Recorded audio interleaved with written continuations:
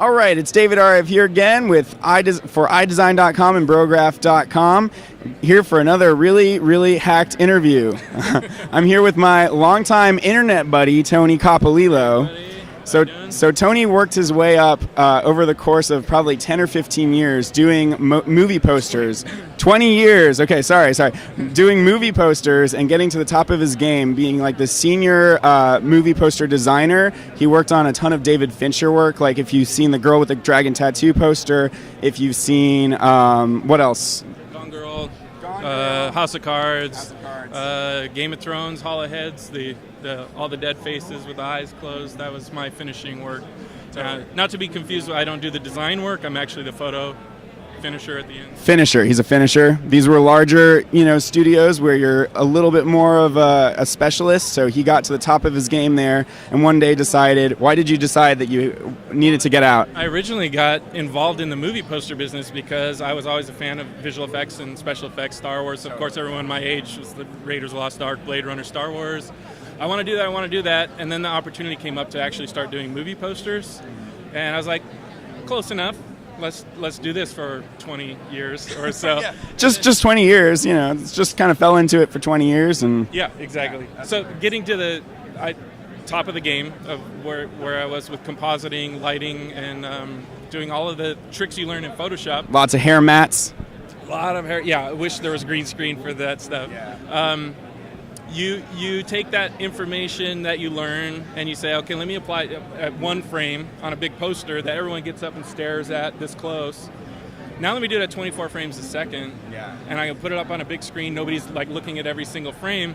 You could motion blur. Get away with way more. Yeah, throw some grain on it and you can cheat. And I was like, okay, I'm ready to cheat. So I got into visual effects. I got into 3D. I started using Cinema 4D, learning a lot from Grayscale Gorilla, Andrew Kramer. As did we all. Yep, all of us do that stuff. Opportunity came up to, I started a YouTube channel. COPO. COPO.com, SIOPO.com. I was doing tutorials like everybody else. Totally. Everybody loved them. I caught the attention of FX PhD, FX Guide. Right. They hired me. You took my class. I took his class. It was crazy. It was all these like procedural materials inside physical render. So he was like, if you ever want to know how to layer materials, and this could actually be really useful, I thought, for Octane materials. Lately, I've been trying to create noises for planets and bake down a bunch of different procedural noises to try to create something like with larger emergent properties with more visual interest. So he showed how to layer all these crazy noises, like the default C4D noises. But for Octane, you could bake that out to an 8K map, then bring it out and use it for displacement in your diffuse maps. So definitely check out that course. It's like, what's it called? Creating procedural materials? C4D, C18 or something like that. I forget the 218, something like that. Yeah. Yeah, but what's procedural texture map in Cinema 4D. Yeah, exactly. So it's basically not using any scan textures or photography. It was like, here are the tools. Okay, not all of us have huge bank accounts. Not all of us can afford Octane. Not all of us can afford plugins. So all of my courses have been, you bought Cinema 4D, what can you do out of the box without buying anything else? So my approach, and this comes back from the days of working on the movie posters, is like we had to generate textures and things. So it's like, what can I do procedurally without scanning anything that's resolution independent? And Cinema 4D has all those tools built right into it if you just burrow down far enough. And I say this in all of my classes. There's the material browser, has all the preset materials for us to poke through and go down and see how these guys built these. And I was fascinated with it. And I said, I want to do that. I want to learn how to make photoreal-ish. I mean, now... So he builds like this orange like out of procedural materials, and it's amazing how photoreal it looks just from... At the time. But still, like... You guys are blowing me away now with Octane. But that's more the lighting quality. Like if you took those same maps, like the texturing is what made it look photoreal. But if you brought that into Octane with the lighting and kind of the way it treats light and the environment, then I think you would get to that level. Yeah. Just add some subsurface scattering and that kind of stuff. But the maps you were generating were really unique, and I've never seen anybody get that geeky and technical with all the different like blend modes and ways to create masks inside the C4D layer shaders. Using procedural textures as layer masks for other procedural textures as well. You just spiral, and it was fun. It was great. It was a little stressful having to come up with 10 courses to do over 10 weeks, because I was throwing out a tutorial once every 6 months. I think I only have 9 on my whole channel. It's like, but I had to come up with 10 back to back to back for the course, so it was a little stressful. Yeah, but that's awesome, man. And so from there, you've moved on to. Tony kind of went down the same road that I began to as well, which is like getting deep into the indie VFX and taking on full feature films, biting off way more than you can chew, a la Gareth Edwards, like getting these massive Excel, spreadsheets. These are all the shots I have to do. If I just work 15 hours a day for the next million days, I'm totally fine. So you've been like, you're way more. I feel like you're way more comfortable being totally sleep deprived than me and working your ass off. After a few minutes, I just get so lazy and I'm just like, I can't do this. But so you've gone down this road of one man VFX, and I think at this point you've far surpassed where I was. At some point I gave up and I'm like, actually I love creating fully CG environments because all the elements sit together. I don't have to worry about how some dick, director has screwed me over in the shot and bringing all those elements in and, remapping them to look like they were lit properly. That's the biggest struggle with it is trying to get CG elements to composite with live action footage, match the lighting, match the black point. And, you're working on raw footage, you're working on log. So you're throwing temporary LUTs on there, hoping, well, does my black point match? I hope so, because I have no idea what the colorist is going to do with this footage. Oh, yeah, colorist is going to totally jack it up afterwards, too. And it happens, But, the first feature film had 215 VFX shots in it. The middle one had, Lorcan. He did a handful. Lorcan O'Shanahan, he's awesome, I've never met him, but he's working remotely, I'm working remotely, and we worked on a movie together. That's so cool. Doing VFX shots for that. I did about 30 for that one, but they were giant VFX. So, the 215 VFX for the other movie were paint out a microphone, paint out a shadow. That's most of my work too, is removals. And those are so much easier than you with this film. I'm not sure if this is the 215 shots or the 30, but what was the Sandstorm? That was 15 edits in the movie. 15 clips in the movie. They approached me. They said, hey, we have a script and we need an aerial shot flying over the city that's destroyed, post-apocalyptic. And I'm thinking, 5-6 second shot. Right. And they give me a 30-second stock shot that's already been stabilized, so the footage is wobbly and jello-y, and you got to track that, which is near impossible. With the rolling shutter is impossible. It was a nightmare. Then they decide, well, we want to, instead of flying over the city, we want to pull back over the city, so they reverse the shot. So this is Las Vegas Boulevard, hundreds of cars going backward. So we had to remove them all. Every moving car out of the shot, which was, again, months of work. It was painstaking and mind-numbing. And then the other shot was, we want a sandstorm. And I'm thinking somebody's in the desert and there's going to be a cloud of dust coming off the horizon. Off in the horizon, far away, no parallax because it's off on the horizon, of course. So then it becomes and then the storm fully engulfs for a good 3-minute scene. And they're 15 shots of. And they had a leaf blower on set and nothing else. They're just running around in the deserts of Las Vegas, and the producer of the movie, a buddy of mine, running around with a leaf blower, just making the hair and the clothes move. So ideally, if you were on set for that, were you on set? Not for the Sandstorm. Right. I was there later on. I actually asked you for some tracking help. There's a shot with a scorpion. Somebody. So he did this crazy CG scorpion as well, which looked super beautiful with these weird subsurface see-through, and he rigged it with C40's auto rigging tools for the 6-legged creature. C-motion insect. But I went on YouTube and I studied the leg movement pattern of a real scorpion. It's 4, 1, 3, 2. They have this weird movement. So weird, And C-motion in Cinema 4D just lets you choose the settings of what pattern. So I completely changed the pattern of an 8-legged insect. And I rigged it with a tail. It was fantastic. I couldn't have done it without it. Just put it on a motion path that went up I did a pseudo geometry of her body and her face. You did the face for me, I think, tracking the face.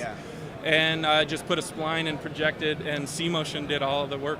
Sweet. I get Turbo Squid model, but I completely repainted it. It was a black scorpion for $89 or something. And I just went and painted a whole. In Photoshop? in Photoshop, just made it subsurface scattering, and then just made it iridescent. You've seen a scorpion, like a bark scorpion. Yeah. So I just relit the whole textures for it. But that's sick, dude. Yeah, and then the Sandstorm. I was going to ask, like, in a perfect world, what elements would you've had them get on set? As a VFX supervisor, which you often are, what would you have had them do differently? Definitely fly a green screen behind her, because you want the separation of sand going in front, sand going in back, where we didn't have anything. So everything was manual roto. It was Lumamats, rotos, and a lot of painstaking work. Little more education on the cameraman's part. He did killer on the whole movie and all the other VFX, but there were 2 times he dipped the camera below the horizon. There was nothing you can track because it's flat wash of sand. Yeah. So there was nothing to track at all. So I showed you some tricks of how I got around those problems. But that was pretty much it. I would have suggested maybe a fog machine on set to add a little bit of atmosphere. Would that have made it harder to track, though? Or it probably would have. It's like you introduce more atmosphere and elements in sand, but then it also screws you over for tracking. Solve one problem and it sucks on another. I think if they had enough atmosphere in there, then you could just enhance the scene with stock shots of dust elements. But yeah, this was all in. It was Turbulence FD. It was Trap Coat Particular. It was Andrew Kramer action assist. The little flower particles. Yeah. Dust, dust at cam or whatever, the .202. Yeah, love that dust at cam 02, man. Use it all the time.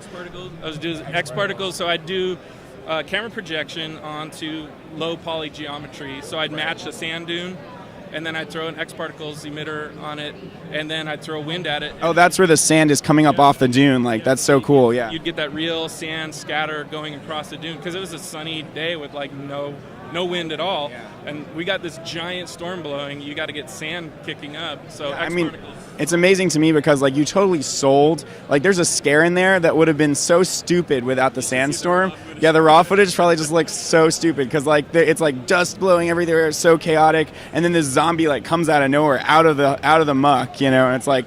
And on the day, it's the girl standing there with a guy just 5 feet behind her the whole time, and then he just runs up on cue. I'm a zombie. It's great. So stupid. Yeah.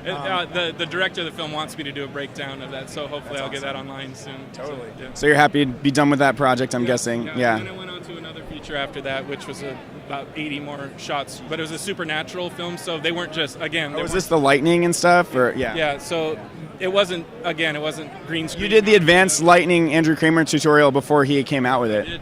Yeah, and I wish I saw his tutorial, but it didn't. There were some extra tricks in there, yeah. Once I saw his, I was like, oh, I did that. I was like, okay, I'm on the right you got the contact points down where it's hitting, creating little... on the ground, and you just pull the plate and use it as a lumamat to... but he showed how to blur it and make almost a roughness map out of it. It was... Yeah. And that's why he's Andrew Kramer, and I'm working on movies you're never going to see. Yeah, exactly. Yeah. JJ's best friend. So what are you working on now? What are you hoping to work on in the future? What's next for Tony? Taking a little break just to recharge the batteries. I'm getting back into some of the print work, some of the advertising for... Make some bank a little bit after all the cheap indie film work that's unthankful and drag. Yeah, movies don't pay much, but getting back into print. But then I guess you and I are going to be working on a feature. True. Yeah. So our mutual buddy Eric Hurt, who lives in Charlottesville, Virginia, which I was there for 8 years or so.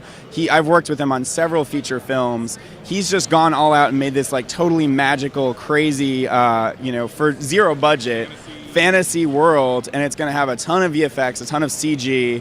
You and I are going to be using Turbulence FD, Octane, pulling out all the stops. Basically, in our free time over the course of maybe a year or even more, depending on how it works, because this is a passion project. We're not getting paid at all, so it's got to squeeze in the cracks, but we're going to make it sick, dude. I'm excited to work with you. After that, I'm going to learn to say no.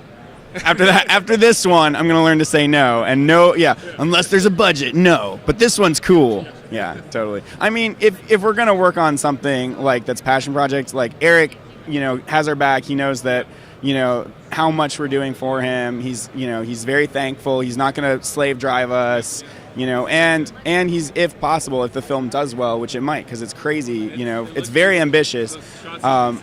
If it does well, we'll theoretically get, a profit from its success. Hope so. Whatever. Yeah, no. Whatever. We just do it for fun. We just work for fun. We're just here. Yeah. But yeah, I guess that's what's going on. You got to present next year. Yeah, I got Matthias's contact. He's like, hey, come be a presenter. Yeah, and I'm like, show your crazy VFX workflow. And that's when I jumped into this world with that dream of maybe one day being a presenter. Now all my friends are presenters, and I'm doing visual effects for independent feature films. I'm like, where did I go wrong? No, but that's its own unique thing that you can present on, because I don't see enough VFX plus C4D. I kind of my presentation and a few others that I've seen, have been on that level, but then I haven't seen a whole lot of other artists, talking about VFX and how C4D integrates and how you handle plates and how you handle all these different tasks in C4D. And there's not enough good turbulence FD training either, so that could be a really good niche for you to do. Yeah. Great. Yeah. I mean, you could look at my YouTube channel. Just go to copo.com. You'll see they're old, outdated. Like I say, all you guys have come up with all your tutorials that just blow mine away by today's standards. But back in the day, I had some good stuff on there. But yeah, look. Maybe hopefully after all these projects, we'll get some more tutorials up there. Hell yeah, dude! All right. So for iDesign and Brograph.com, David Ariev and Tony Copolillo signing off.